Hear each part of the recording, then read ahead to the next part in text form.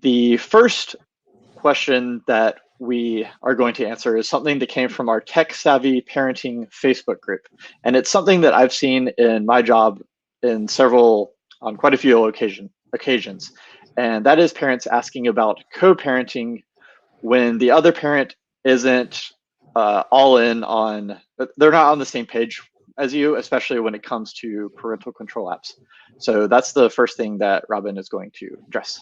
I want to definitely first say to those parents out there who are dealing with divorce and dealing with anger and hostility and issues of resentment, that my heart goes out to you. And I know that that is such a difficult situation, and it is not easy to parent when two people have different ideals and children are being raised in two different homes. What's first and foremost is that while you both aren't together as husband and wife, you are still mom and dad. To your child, you are still their family. It's still one unit. It's really important to try to be on the same page as much as you can. If your significant other is not ready to accommodate and try to come to some resolution when it comes to cell phones, whether it be they bought your child a phone and they won't allow you to use a parenting monitor device, and your feeling is my child's not ready for a phone, or my child is ready for a phone, but I would really like to monitor. I think the things that you can do, first of all, if you feel that your child is not ready for a phone and your significant other has purchased that phone and they're not open to having a parenting monitor app on that, I think it would be a good idea to maybe say, I don't want the phone in my house, or I'll have the phone on the kitchen counter plugged in. It'll be turned on from this time to this time so the child can watch to see if you're calling them. But other than communicating with you, I don't want the child to be using that phone to communicate with friends, access the internet, access social media. That it's better that they just, while they're spending time with me, I would prefer that they access that phone only to talk to you. So having specific times where the phone is on in the house and when it's going to be turned off is a strategy. Also, if you're the parent that is very concerned about the welfare of your child using that phone in the other parent's home, then it's a good idea to talk to your child about why you don't feel it's necessarily safe for them to have a cell phone, and also to front load them with the strategies such as making sure that they don't share passwords, making sure that they keep everything private, all of those strategies to teach them to protect themselves so that they can self-monitor and be aware of those things while they're using the phone at your ex's house. So, and I would continue along the way in a peaceful way with your co-parent, keep the conversation going about the phone and how for both of you to feel comfortable with your child using that phone. So, I would still every now and again put a bug in the air, say, my friend has a monitoring device and they use MMGuardian, and they've been able to protect their child from some bullying that has been going on because it highlighted some inappropriate comments that were made directed towards their child. So I think it's a good idea to continue the conversation to try to co-parent and keep things peaceable and see if you guys can get on the same page. But in the meantime, keep talking to your child about cell phone safety and why you're concerned about the phone. And I think that's the best way you can address it. I don't think, there are some situations where you're still going through a divorce, and sometimes some of those smaller issues can be discussed in the court. But from what I know, if you don't have an active court case, I'm not sure how much mediators, and your lawyer can help you. So those are my thoughts there. I'm going to read out the entire question. It was a little too long to put in the banner, but the question is, I know that ideally a child will have the self-confidence to stand up to their peers and refuse to take part in something they know is wrong.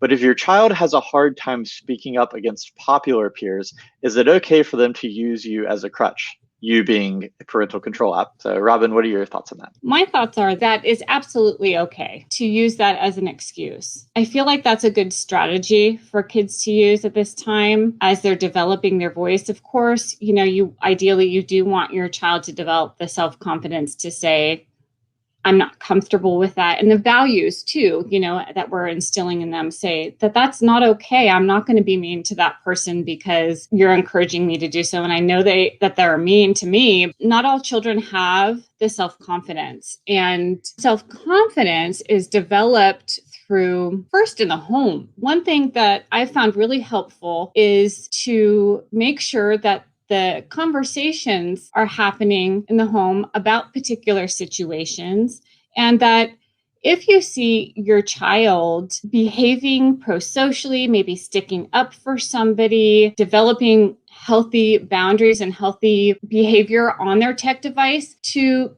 catch them being good and tell them that's the right thing to do. Compliments like that are a huge, huge ego boost, especially from mom or dad who they identify with. You're the first adults that they look up to in their life. You're their primary role model. And so it's so important that they know that they're doing the right thing. And at this age, acceptance from the rest of the world is what they're struggling with. And so if they know that they're doing what's acceptable in the home, that can generalize to the outside world and how they interact with the outside world. If they know that they're on the right track with their behavior and with how they're behaving on social media and technology, and you're telling them, great job, there'll be a huge carryover and they'll develop that confidence. So it's important to catch them being good. A lot of times we feel like the cell phones, they're such an entertainment source, and they keep your child a great way to just let them go, but it's more important to be really active in their cell phone activity because it's such an adult world and there's so many risks at stake with their safety, but it also can be really fun. So using phones in the home is something that should be not considered a babysitter for them, but it should be considered a fun but rated R device that needs to be monitored at all times. You want to make sure that they're looking at appropriate things that are put out. Make sure they're having appropriate conversations. And also, they're always smarter than us when it comes to technology. I see my kids do things on their phones and I'm like, how did they do that? I love sitting down next to my child and saying, how does TikTok work? Let's look at that together. Let's look at some of the posts together. Show me what you're looking at. It also shows that you're invested in their life and what they're doing while you're learning tech strategies from them. I have always told my children, blame it on me. Yeah, Sorry. That was definitely a strategy I used when I was younger. So I think as long as they're making the right decisions, that's at the end of the day the most important part. And how they get there is kind of dependent on the child themselves. Absolutely. And so that's kind of segues into another common question that I see a lot, which is, should kids be allowed to use online chat rooms and apps like TikTok and Snapchat, these apps that are known to give predators extremely easy access to children, but kids are, these apps are so popular and kids just want to use them so badly because all their friends are using them. So I have some thoughts on this, but Robyn, I'd like to hear what you say about it first. Sure. Unfortunately, those chat rooms and apps like TikTok, Snapchat, Instagram, those are avenues for your child to be put into a very unsafe situation. I would try to keep my child off of social media as long as possible. It was hard because when my girls were growing up, it was like, oh, social media is fun and it's a way to communicate and have fun with your peers and everything, until it opened a gateway for predators and bullying to occur, and drug sales and things like that. And with the chat rooms and apps, they're so smart. They have particular vocabulary and phrases, at face value. You think they're just talking about what they're talking about, but what it really means is, I have marijuana to sell and I'd like to sell it to you. And kids know these words amongst themselves. I think I saw a post about somebody saying, oh, do you know Nick? Nick was actually a word meaning nicotine, and it was about talking about buying vaping devices on this particular app. The child knew exactly what the other person or child was saying, and the parent didn't know. So it's very tricky. When you allow your child to begin on chat rooms and apps like TikTok and Snapchat, it's doing it in, again, I love the word savvy, because we have to be savvy as parents, doing it in a savvy way. If they're starting TikTok, let me help you make your account on there, and let's see how this works together. So you're familiar with that particular social media app. You're familiar with how it works. You're able to talk about posts that you see, talk about concerns, and then, develop some familiarity and talk about also risks. You don't want to friend somebody who you don't know. I've always encouraged my children to keep their pages private and not public, and only friend people who they know from school and other avenues, social groups, things like that on the outside, family members. But again, it's at your discretion. If you have a child that's poorly behaved and they want to get on social media and they're not doing what they're supposed to do in school, they're engaging in concerning behaviors, I would say it's probably not a good time to start using those adult avenues where they're given more opportunity to engage in those behaviors in a different way. So that's my thoughts on it. Yeah, I definitely agree with what you're saying. I think it's important to keep in mind, first of all, that legally children are not allowed to use those apps until they are 13. So if your child is younger than that, if they're using those apps, that is technically illegal. I would also recommend kind of holding off later than 13 as well. But it's important to keep in mind that if you don't allow them to use it at all, I'll preface all of this by saying it really depends on the child and their maturity levels. It's important to talk about these things as they grow up and just make sure that they know you have open communication with them, and they try to make them feel as free as possible to talk with you about these things.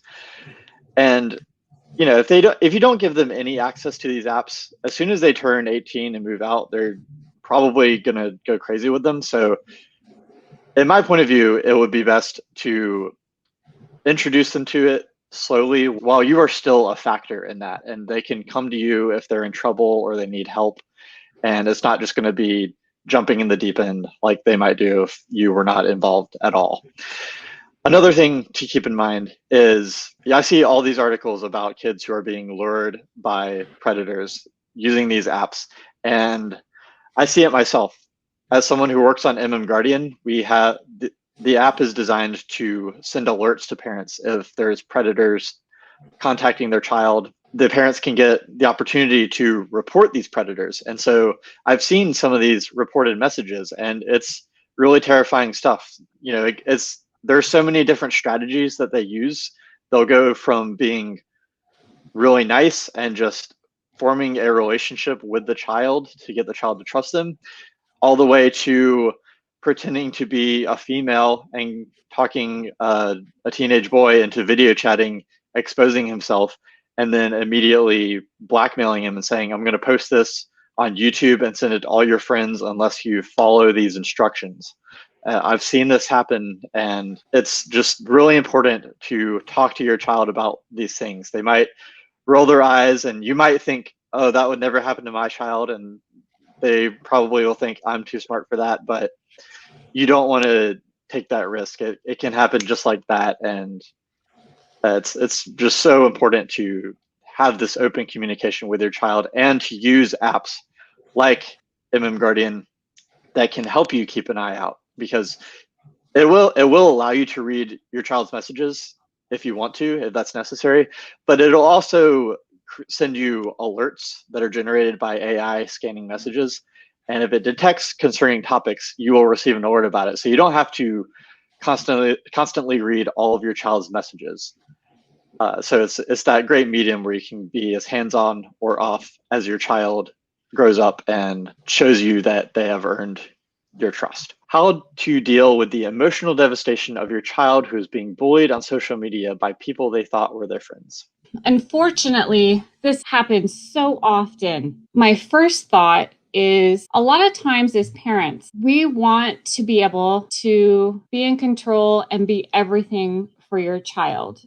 Their doctor, making their health decisions and forgetting that there's they're a therapist, everything, forgetting there's a whole other avenue out there. And there's your village, it takes a village to raise a child, and your village is much bigger than you think. With that village, it's really important if your child is experiencing depression, anxiety, anything, I call it, call in the troops, tap into the school counselor and see if there's any counseling or counseling groups that can help with dealing with the emotional trauma of being bullied. It's up to you if it's so significant, that it's impacting their ability to eat, sleep, function, keep their grades up, continue to socialize. It's always helpful to tap into a therapist.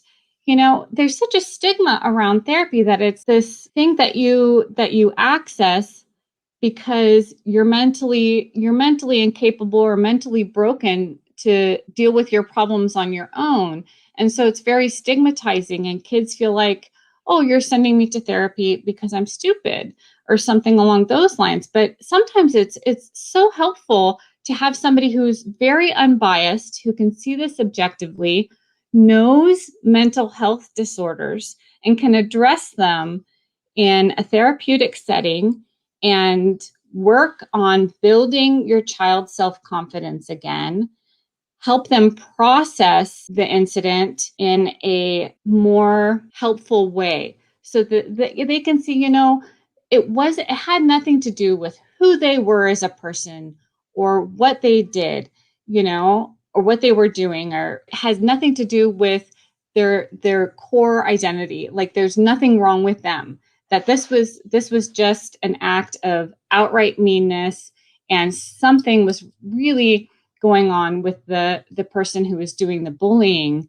for them to engage in that sort of behavior. So, and a therapist can help a child work through all those issues. Emotional devastation is so hard to watch in your child, and they do have a lot of difficulty processing what they went through. So it's always good to call in the professionals when something like that happens.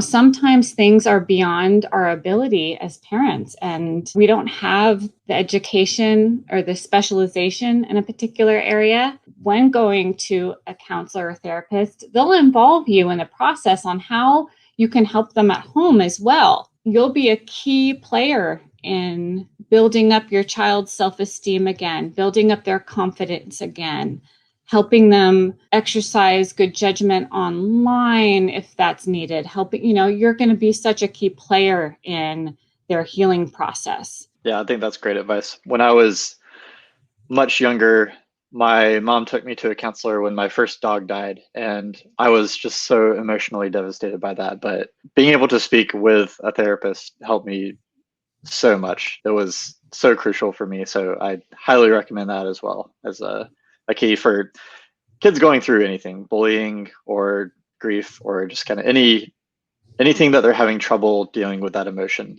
A licensed professional is definitely worth the money. When my child was bullied, I accessed a therapist as well, because I know that even being a school psychologist, I'm their mother and I am a biased individual and don't see things as unbiased when it comes to my children. It's always good to have somebody on the outside look at the situation and be able to provide those strategies to your child, to help them heal. Can I not tell my kids about using monitoring apps? And this is a question, well, it's more of a request that I see a lot, especially in reviews. Parents say, I love this app, but I wish there was a way to hide it from my child. And again, I have a lot of thoughts on this, but Robyn, let me know what you think about this. So first of all, I think it's very difficult to keep it a secret, because if you're monitoring your children, I'm going to tell you there's going to be something that you're going to want to talk to them about. And they're going to wonder, well, were you snooping on my phone? And kids will look at that at face value and say, it's a breach of trust. They'll look at that and say, well, we didn't have this agreed upon ahead of time. And so they didn't know it was coming. And they were like, how do you know this information? And then they feel really spied on. And that can be so devastating to your child. It's a better way for your child to know ahead of time, okay, my parents are going to know if I say something derogatory or I am engaging in inappropriate activity on my phone. It's better for them to know ahead of time so that they don't feel like, it's the same thing as my parents watching me, making sure that if I go to a friend's house that they know the details. I know my parents are going to want to know ahead of time who's at that party, what is the party about, what are the hours of the party, are the parents home, all of that. Are they nice parents? Is it a nice family? All of those things that you would routinely do, monitor your child and then leave and let them have if it's a safe situation you feel, let them have their fun time, of course, and trusting them to show good behavior at that party and engage in positive activities and come home at an appropriate hour, whether it be you picking them up or whatnot, and talking to them about what they did and things like that, instead of you looking through the window and watching them and spying on them and making sure it's a breach of trust. With monitoring devices, I think it's better to front load them and say, look, we need to do this because the internet is not always a safe place. It's a part of life, but it's not always a safe place. And I'm sorry, but this is how it needs to be, instead of them feeling like, oh, my parents trust me while I'm using my phone and they're not watching what I'm doing. And then all of a sudden you bring it to them. Well, I saw that you were having this, you were having these exchanges with this other student and you're, maybe it's gotten so heated that you're talking about, fighting this person. And I don't want you to engage in any sort of physical altercation over, a conversation that you disagree upon on your cell phone. You want to protect your child from a physical altercation because of the consequences of that. Your child, obviously will see that as, you're spying on me. You're watching, you're checking my phone when I'm not looking and you don't trust me. So it's much better, I think, to use something like letting them know that you're using something like MMGuardian ahead of time. Mm-hmm. Yeah, that's one thing that is asked in reviews, as I said, and there are parents who say they wish they could hide it, but we intentionally made the app not hidden because every psychologist I've talked to about this, they all recommend being very open with your child about using these apps and just building that trust because, as Robyn just explained, can be very detrimental to just all parties involved if there is that lapse of trust. And we've had 2 previous live streams about addressing aspects of this. One is the previous live stream we did with Robyn, where she discussed privacy and how to give your child the right amount of privacy and not make them feel violated, but making sure they stay safe. So if you want to hear more about that, I would recommend checking that out. We also have another live stream with Mike Lemon, and he talked about creating a contract with your child. And that's also going to be something that's really, you'll find very helpful when you first give them the device, having this contract where it lays out the rules and just makes everything open and clear. And that'll help prevent a lot of issues down the line.